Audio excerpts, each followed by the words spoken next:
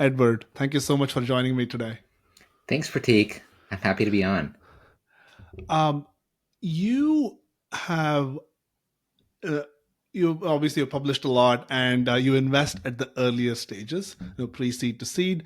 Uh, what gets you excited about a startup? Yeah, that's a great question. I'd say every startup, the general framework I use is a three piece approach, and this is not too dissimilar from a lot of other VCs. But every early stage startup is some on some dimension you look at the founder, on some dimension you look at the product, and on some dimension you look at the market. And so those are kind of the three elements. And different VCs will gravitate more towards different parts of that. Some are much more founder oriented and care less about what they're building and really focus on just the founder and their background. Some are much more market oriented and try to forecast where the market's going. Of the three, I'd say I'm a little bit more. I skew a little bit more on the product, and specifically, it's not so much about product design or a particular UX or features, but I care a lot about product market fit. So, I spend a lot of my effort trying to look for elements of product market fit that a company has, and particularly around usage. So, is there a core product that's starting to be used by a core set of customers, and it's used habitually, it's used with regularity, and people really love it? And so that's kind of the main thing I look for. It's not so much financial per se, but more usage based. And so that's the main thing that I specifically try to look Taking that framework and maybe applying it to the AI wave we are in the middle of right now. So if you look at the AI tech stack, right, what parts are likely to be disrupted by startups versus what parts are most likely to be owned by incumbents? for. Yeah, again, great question.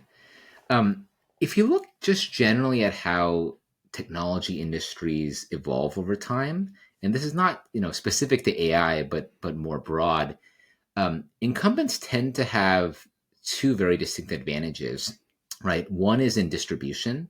So incumbent companies have really strong brands and a really large roster of existing customers and users that they can distribute new products to. And then the second is around economies of scale and resources. So, incumbents tend to have a lot of excess cash and, really strong balance sheets, the ability to raise capital at a relatively low cost of capital and invest that into CapEx and infrastructure, and then amortize that over a large, large base. So incumbents generally tend to have a lot of advantages in areas that are very capital intensive and require a lot of upfront investment. So within AI, the foundational model layer is the most obvious area where incumbents have a natural advantage, right? Because it takes hundreds of millions, if not billions of dollars over time to successfully build, train models, have the infrastructure and compute, infrastructure to do that, and then to continually refresh those models. And then incumbents also have distribution advantages where they can, gather data from a very, very large install base very quickly and iterate on those models, really well. And so it's interesting that OpenAI, for example, has done a really good job of quickly, despite the fact that they were an outsider and a new entrant, be able to scale up and essentially have the resources of an incumbent, right? Both from a capital perspective, they've raised billions of dollars and have the balance sheet of many of the incumbents. But then also distribution wise, they've done a really good job of promoting the usage of all their products, including ChatGPT, and built up a really large install base. So it's been very interesting to see that. But I think that's a layer where companies, and I consider OpenAI to be pretty much an incumbent today, just given how large they are and how much they've raised, and their valuation. But that's an area where I think incumbents will continue to have a big advantage. But I think that, in the rest of the stack, there are mostly places where I think new entrants have a big advantage because there are a lot of vertical applications, for example, where it doesn't make sense for an incumbent to build a standalone product. It's not really a core area of focus. It might not be a big enough needle mover for them. So if you look at verticals like AI, kind of applications for the healthcare industry or financial services or education, those are ones where I don't see a lot of incumbents, doing a really good job of evolving into those areas. And those are areas where new entrants can be, do a really good job. There are some where incumbents within those verticals, may have an advantage and be able to build, a new vertical application that can tackle that. So in education, there are existing players like Chegg and Quizlet and, call it, generation one EdTech companies that are now building LLM based applications to evolve their products. But I think, for the most part, there's still a lot of areas where, new entrants with a fresh perspective, fresh product, they don't have to kind of maintain a legacy infrastructure or legacy product, will have a, big advantage in terms of being able to start fresh and evolve that. I want to take a quick detour. You have a very no nonsense way of tweeting, which is fantastic, and I want to explore a couple of topics you've talked about. Let's start with cold emailing. Recently, you had Mm-hmm. a tweet and a bunch of discussion. Why is that an important skill for founders and even VCs to develop? Yeah, I think cold emailing is a really good skill for everyone. Just philosophically, I think being able to sell and persuade others, particularly strangers, is really valuable in anything that you do, right? A lot of, life and any kind of career is about selling. And cold emailing is part of that. So, I think for both founders and then also for VCs too, kind of in an inverted way, being able to get in front of people who you want to get in front of, but you don't have a connection to, is a pretty important skill to have. And I think the nature of it is it's a little bit nuanced, a little bit different for each constituent. But I'd say generally, there are a few things that I've seen work well and resonate. One is just to do your homework on the person that you're reaching out to. Kind of learn everything you can about them, about them personally, about their background, what drives them, what are their incentives, and try to craft your note in a way that resonates with them and would be, they would find interesting. So for a founder reaching out to a VC, that would mean, thinking from the perspective of VC, what would pique their interest in what you're doing? Maybe it's, something, some kind of metric about you that's really superlative. Maybe it's something that you've built that aligns with their investment area of interest. Maybe it's something more personal, but there are things that you can do there. And then related for VCs reaching out to founders, which I do a lot. I do a lot of cold emailing to founders that I don't know particularly well. I'll make a point to try to use their products and provide feedback and just come across as really genuinely interested in what they're doing. And then try to develop personal rapport too. If I, have a sense of what their hobbies are, interests, or if there are people that we know in common or we have common interests, I'll try to highlight those. So, cold emailing it's less about, I think I've seen a lot of people take an approach where they try to impress the other person, right? So for a VC cold emailing a founder, they might brag about, their portfolio companies and, how big their fund is and things like that. But I found those generally don't work too well. It's much more about expressing genuine interest in what that person has done and coming across, as a much more interested person, has worked really well for me. Right. And also, when you work with founders, extending this theme a little bit, what other hard truths that you end up surfacing? Usually things that are not cool to say or not, maybe not politically correct, but it is the hard truth. So when you advise founders, what else comes up? Hmm. Yeah. Are you talking about founders I've invested in and I'm providing feedback to Actually, them yeah. or? Yeah, founders who invested in, and also just in general, maybe you're yet to invest in, but like maybe they're doing it for the first time. And what other hard truths do they need to know? Yeah. Yeah, that's a good question. I think it depends a little bit on the founder and where their blind spots are. And I think everyone has blind spots, right? I have blind spots. I'm sure you do. Everyone, no matter how good you are, you have certain blind spots.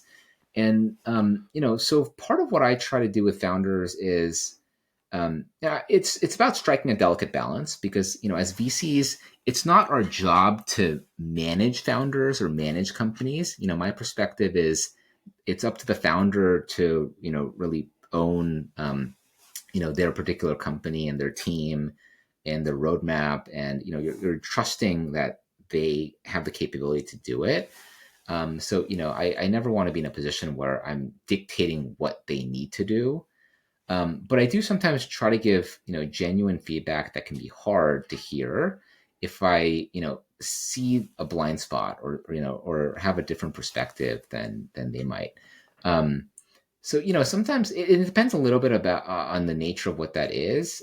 Sometimes it's about, I've seen sometimes founders can get a little bit complacent if, things are good but not great. So, if they're growing at a certain rate, but it's not a really high rate of growth, but they have a lot of runway, there's a tendency to not be as driven or not push as hard. And sometimes I'll see that where a founder will have a little bit of comfort in thinking that they have 2 years of runway and they're growing at a certain modest base rate, and they think kind of everything's fine, everything's good. But the reality of a lot of startups is you actually have to hyperscale and push really hard. You have to grow really really fast. You have to there's a lot of competition coming at you. And so sometimes I've given tough feedback to founders where I feel like they need a greater sense of urgency in driving faster and driving harder. That happens sometimes. Sometimes it's more tactical. Like with first time founders, I've sometimes seen when they're hiring for executives in particular, um, they might not have a very accurate sense of what excellent is, and they might meet a candidate that checks all the boxes, that sounds really great, but there are just given I've met so many different executives of different flavors and different styles. I might pick up on things that are more of a red flag or think that there are better candidates. But just because they've met a smaller number, they might think that that candidate is really top notch. And so sometimes I'll kind of not necessarily override, but give them really blunt feedback on candidates that they might be excited about, and saying, hey, they're actually not as good as you think, right? There's a world of other people out there that are potentially better. So there's all kinds of different things, but I do try to strike a balance with founders where I try to be really direct and honest. As a VC, as an advisor, we're also doing a disservice to founders if we're not giving accurate feedback and we're sort of trying to hide the truth. But also give them the leeway to make their own decision and make their call, and give them space to do that. So it's a delicate balance, trying to get feedback to founders for sure. 100%. Now, moving on to the VC investment process, right? So Mm-hmm. let's start with in the early stages. There isn't that much financial data or market data to look at. It's not like analyzing a Nasdaq company. So in the early stages in a VC investment process, there are many biases that exist, right? Some are maybe fair, most are maybe not fair. So what biases bother you the most if you look at the VC ecosystem? Mm-hmm. Yeah. I think a lot of the biases in VC come from a very specific characteristic about it, which is that it's insanely network driven. So, I think the vast majority of VCs, will say something to the effect of, we'll only invest in founders who come in through a warm referral, right? And we want every founder to come in through someone we know really well, whether that's another founder or another VC that we know. And so just that characteristic alone drives a lot of biases, right? Because as humans, we tend to know and be more friendly with people who are similar to us, right? Similar backgrounds, probably live in the same city, similar age, demographics, upbringing, maybe went to the same schools, worked in the same fields. And so that just perpetuates a lot of intrinsic bias. I think just given the nature of that and what that means in terms of investment funnel. But then there's also, I think, certain stereotypes that VCs have about founders, and whether they're accurate or not. I think they're maybe not as much as highly accurate as people think. So, certain characteristics about founders, like VCs tend to bias towards founders who are younger, founders who are more technical, founders who went to an elite school versus not, who worked at certain companies. So, I think there's a lot of different reasons why that exists. Ultimately, part of the reason for this is, a lot of VC investing is about, you have to narrow a funnel very, very quickly, right? You have a lot of potential investments you can make, a lot of potential companies, and you have to narrow it down very quickly to a very small number that you can evaluate and dive deep on. So VCs naturally have heuristics to do that. And, I think all those things tend to perpetuate certain biases about founders that they're more interested in versus not. When you look at the process of evaluation in the early stages, like pre-seed and seed, obviously there isn't that much company data available. So what data can be useful in the evaluation process of an early stage startup? Mm-hmm. Yeah, and this depends on stage, and it depends on I'd say VC. So I wouldn't say there's one perfect set of metrics or one perfect process to evaluate a company. I think the beauty of VC is that it's as much art as it is science, right? And there's different frameworks that you can use to evaluate companies, and so this is not certainly a ground truth. I tend to focus a little bit more on, like I mentioned earlier in the conversation, on product metrics and on usage in particular. So, I'm less, for example, financially driven. Obviously, if a company has strong revenue growth and has great margins and unit economics, that's better than not. But I'm not wedded to that in the sense of I'm comfortable investing in companies that are pre-revenue, that are really early in monetization. But I try to look for companies that have strong signs of product market fit. And that to me is a combination typically of user traction, user traction, engagement, and retention. So, are there examples of a core user base that's using a product very habitually with a high degree of intensity, high retention? Is that core usage really strong? And so that's the main thing I try to look for, is elements of that. And so it's not so much about a specific number, right? Like, I'm not looking for, okay, it has to be, this many times per week is my cutoff, or this percentage retention. But it's, kind of in context of what the product is. But generally looking at, are there signs that this is something that's really strong in terms of usage and product intensity. So that's the main thing I personally look for. Where can AI be effectively infused into the VC tech stack or the VC process? Mm-hmm. Yeah. So AI is a pretty broad term. So, within it, there are a lot of different sub products and, and subcategories. So different, I think, parts can augment different parts of the investment process. So, recently there's been a lot of attention, obviously, on LLMs and on what, LLM based foundational models can do. And that's generally more in the vein of, um, you know, evaluating large corpuses of text and generating and synthesizing large corpuses of text. So I think there are areas where that can help with the investment process. If you think about, a lot of areas where you need to ingest, large quantities of text and media and then summarize that. So, that could be things like, evaluating companies' pitch decks and company, data room and materials that are in written form. What used to be a manual process can be largely automated and synthesized through LLMs. Um, I also apply a pretty different type of approach in my investment process, which is to use quantitative signals to source companies. So this is a little bit different than LLMs, but there are ways that you can apply more traditional machine learning techniques to both uncover and qualify companies that have some kind of superlative metrics about them. So whether they're growth metrics or usage metrics, and say, okay, these quantitatively this company is outperforming a bunch of other companies that are, let's say, at the same stage, seed stage, pre-seed stage, Series A, etc.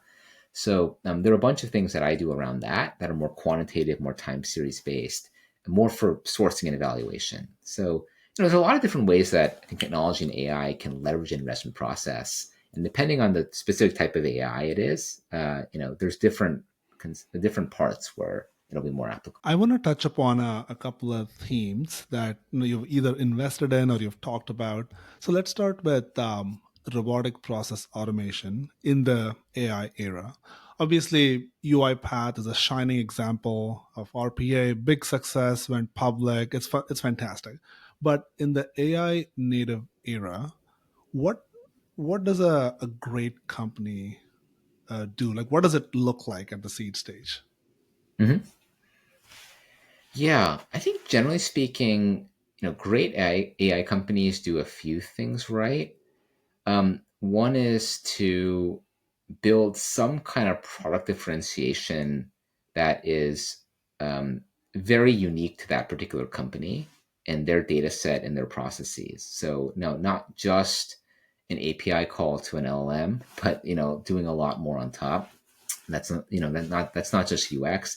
It could be leveraging different data sets that the underlying LLMs themselves are not doing. It could be something around the UX that is very different from a chat based interface. So I think there's a bunch of things there that are pretty compelling. But I also think there's a set of things that are not product oriented that great AI companies do, and this is generally true of all technology companies, which is there's a lot more to a successful startup than just the product, right, and just the feature set.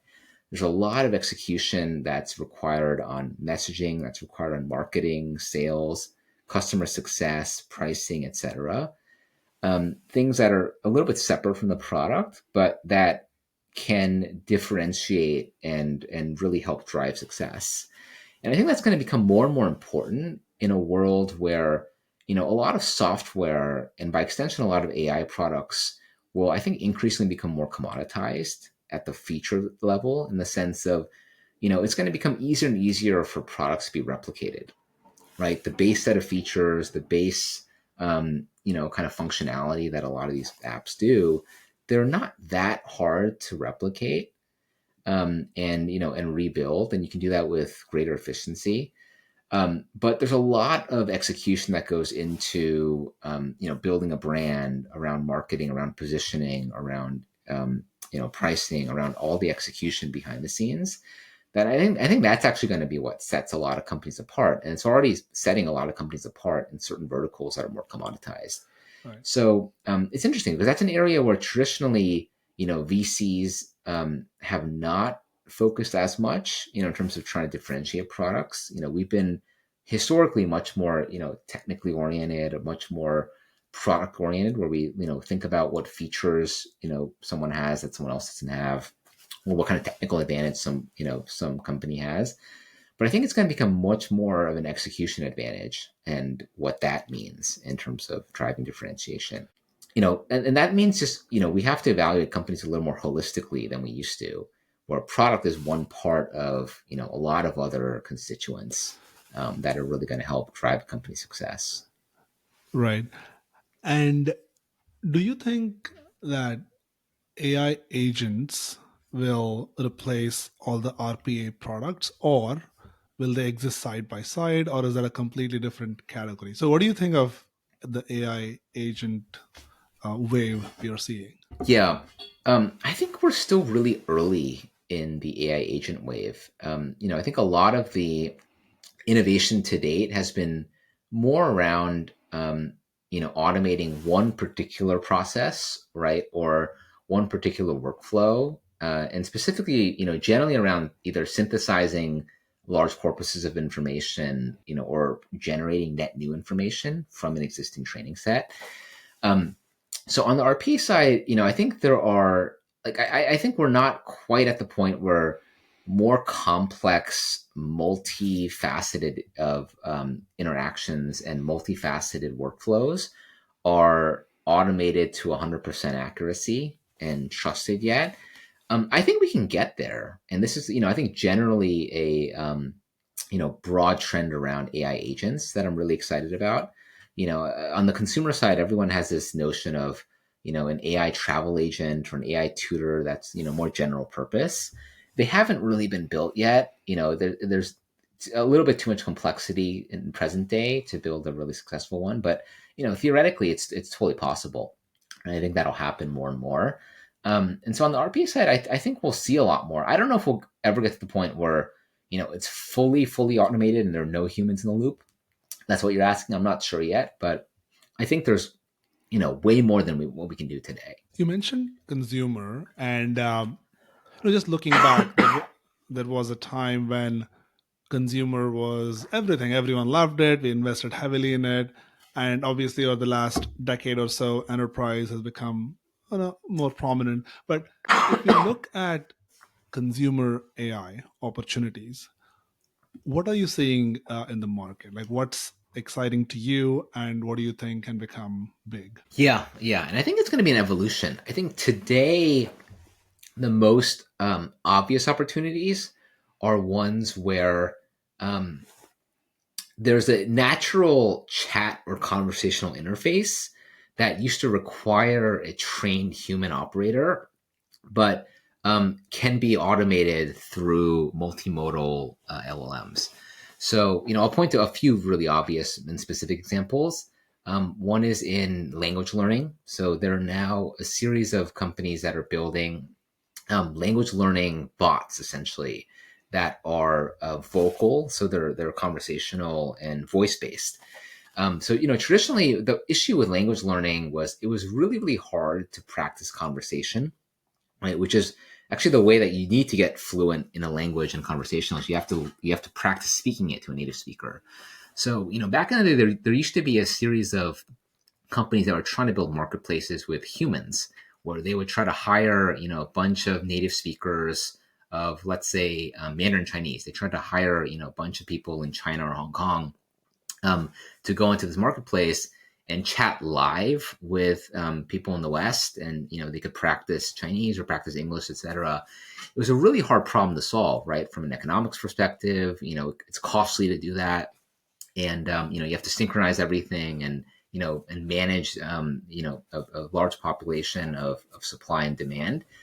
But now there are a series of tools that are leveraging AI, so that on the supply side, they don't have to have any humans. It's just a bot that is trained on speech and is perfectly fluent in whatever language that you want it to be trained on, and can use a combination of speech recognition and synthesis to have a real-time conversation with a person that sounds like a native human with the right inflection, emotion, etc.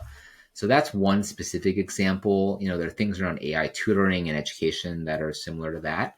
So those are the more obvious examples today, where there's a conversational interface that used to be manual that's now automatable.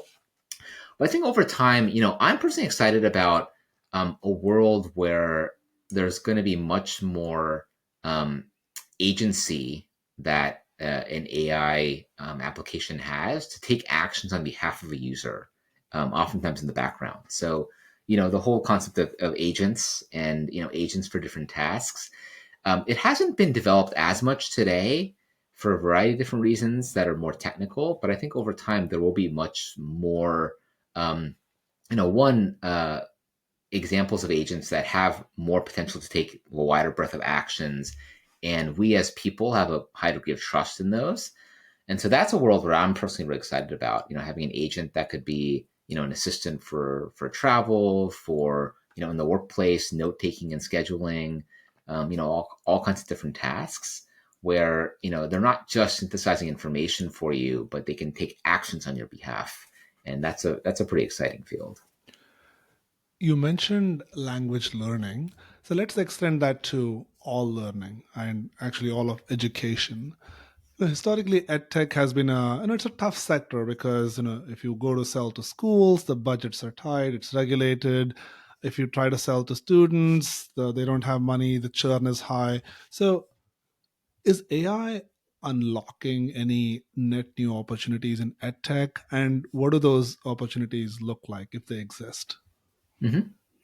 Yeah, totally. So I think there's a lot of net new wallet that's being unlocked. So one is on the teacher side or the district side. So post COVID, there is still a very strong and continued push towards digitizing classrooms, both K to 12 and higher education. And so, nowadays, pretty much every student in a public or private elementary school and middle school and high school in the US has access to some kind of technology. They get a Chromebook, they get a laptop, they might get an iPad, and that's just given to them for the year. And there are more and more examples of apps and services that are being used and incorporated in the classroom. So I think that'll continue, and AI will be, a core part of that. But then also for at-home learning and enrichment, there's a lot of propensity for parents to pay for educational tools to help their kids, and that's a pretty high propensity to pay. I would say for the most part, parents are very vested in their children's education. If your kid is behind and needs help and improve their grades, you're willing to pay for that. Or if they're already doing well, but they want to, kind of get more advanced, there's also pretty high, parent willingness to pay and encourage and support that. So I think there's a lot there that edtech companies traditionally have done a good job of unlocking parent demand, and AI, will be an extension of that. And so, I think AI will help to unlock a lot of opportunities. I think the biggest opportunity, honestly, is unlocking services that used to be cost prohibitive and access constrained. So tutoring is a great example of this. And AI enables that to be offered at free or no cost, to students around the world. So this is a much more global opportunity than just in the US, where I think the US people are blessed with generally having high quality education and access to good resources, and of course it's a wealthy nation too. But around the world, there are a lot of emerging markets where the school systems are really poor, or there's very limited access to even basic education for students.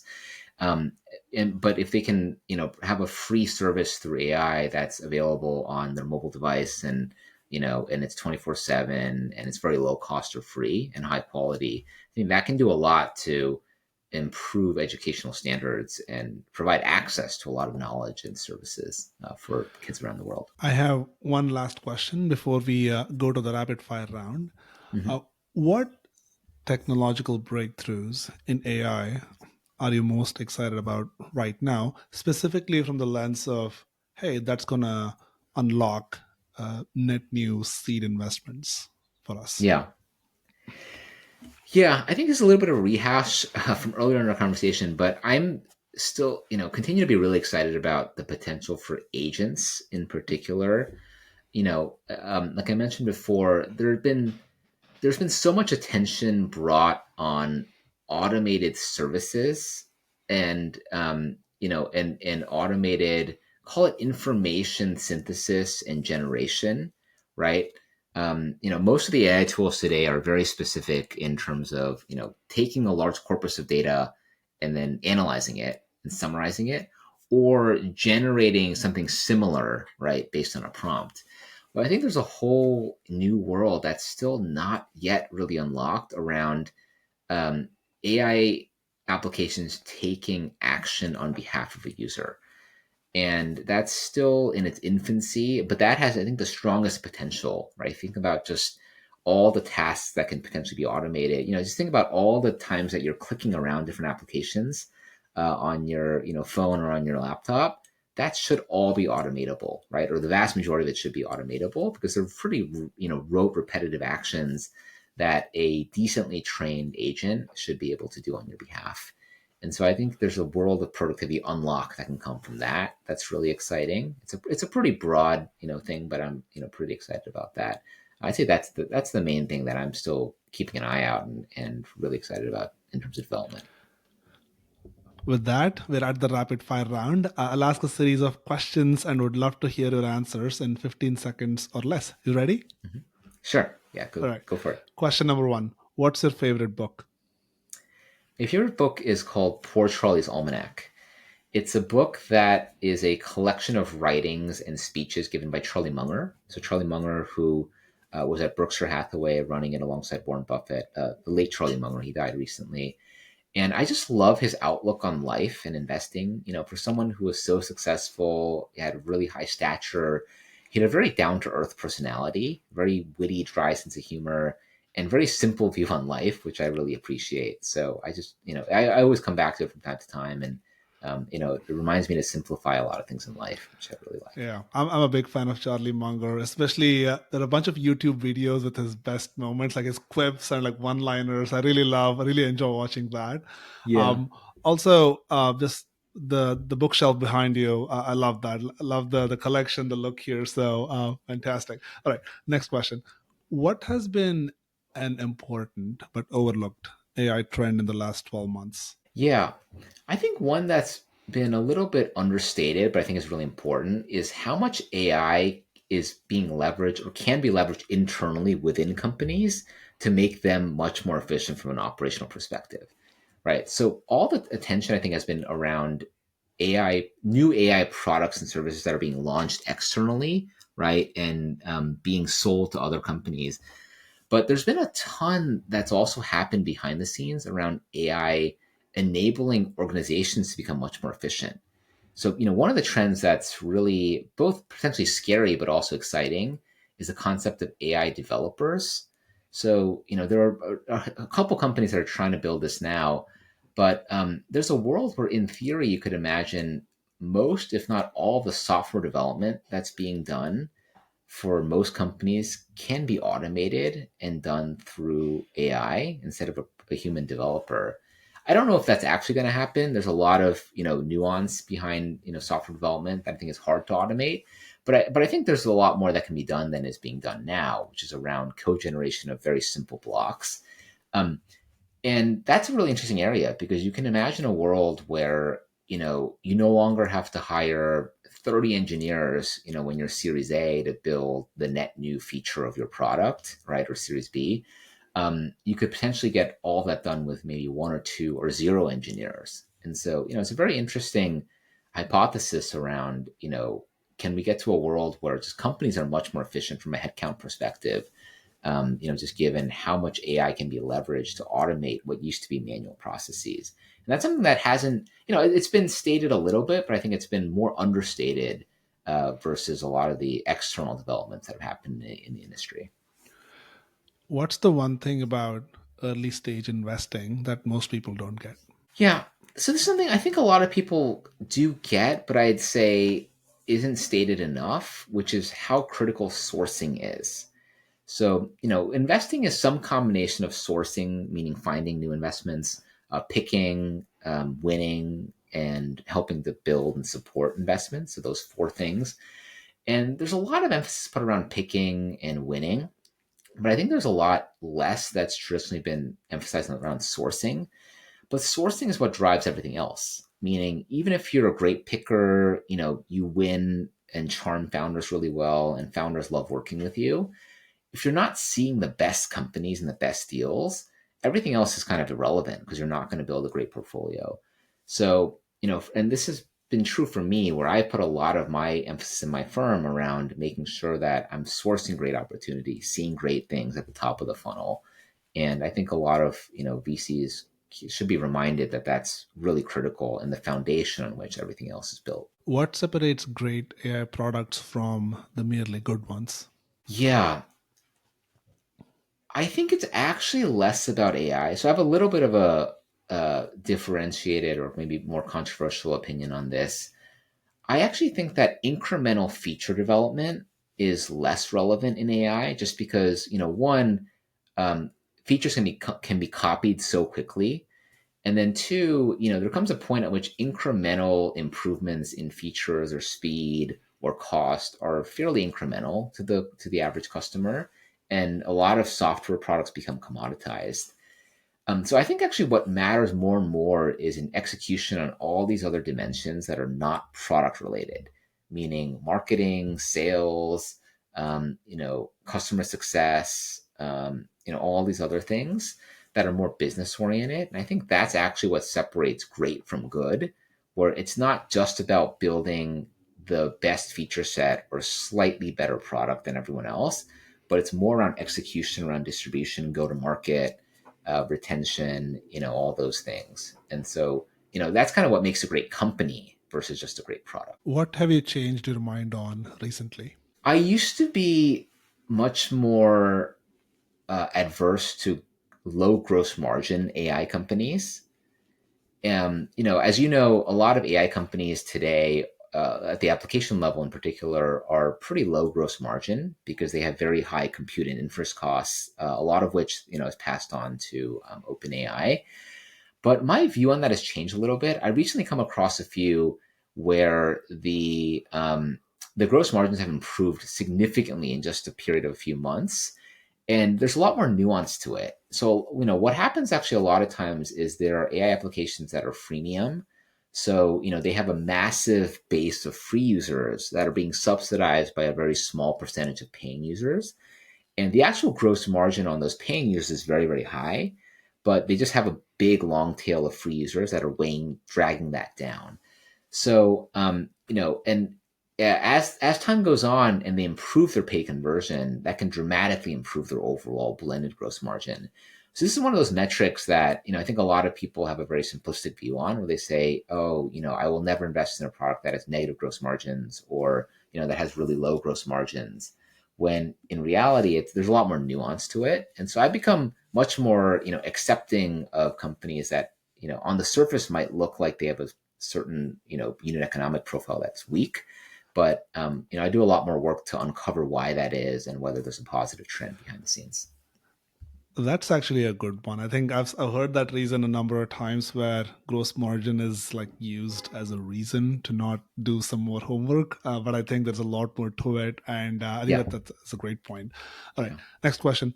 What's your wildest AI prediction for the next 12 months? Yeah, my wildest one, and this might take more than 12 months to come true, or maybe I'm completely wrong here, but I have a perspective that I think there's going to be a lot of consolidation at the foundational model layer.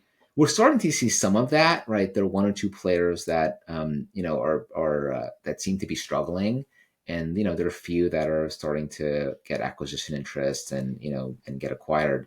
I think there'll be a lot more consolidation because I think, we're in a world where there are, a fairly reasonably large number of foundational models, all of which need to raise a lot of funding and have really large, user bases and customer bases to sustain. But I don't know if the world can handle that many. And what I think will actually happen is there'll be a massive consolidation into two or three or some very, very small number. I think OpenAI will certainly be one of them, and they're, arguably the leader of the pack. But, outside of that, I think, I don't think there's room for that many more. And so over the next, 12 to 24 months, as, these companies continue to need massive amounts of funding to build and refresh their infrastructure and their models, I think we'll see more consolidation in the industry. All right, final question. What's your number one advice to founders who are starting out today? Yeah. So first of all, I'll say, as a VC, it's not necessarily my place to try to dictate to founders what to do, or impart, general purpose advice, because I think every founder is very different and very unique and have different styles. That being said, I think the founder journey is one where it's important, but yet very difficult to balance two diametrically opposing viewpoints. I think founders have to both be impatient and patient at the same time. And what I mean by that is, on one hand, the founder journey is really long, right? The typical startup, can take anywhere from 8 to 10 or more years to exit, right? It's a very, very long time. And, all along the way, founders have to drive really hard and continue to push their team and themselves. It's important to be patient and understand that there are going to be a lot of bumps in the road, but it's a long journey. But at the same time, it's important not to be complacent and take things slow, because you have to move quickly and execute quickly because competition is there. It's important to continually make sure the company's funded, to keep recruiting, keep hiring, keep elevating the bar. And so, kind of feels like a marathon and a sprint at the same time, which is really difficult, right? But I think great founders find a way somehow to have stamina throughout the whole thing. Take rest when they can, take care of themselves, but balance this sense of, okay, I'm going to be really patient and even keeled in the long run, but every day I want to continue to push myself in the team and go fast. So I think that's a really important skill to have. That's actually a really good point, and then a good way to end the episode is to learn to be patient and impatient at the same time. And it's that push and pull that you got to balance to keep moving forward. Edward, this has been a fantastic episode. Loved your views on all these topics. So thank you so much for coming onto the show and sharing your insights. Yeah, thank you, Prateek. This is a lot of fun. Really enjoyed it. And thanks for having me on. Perfect.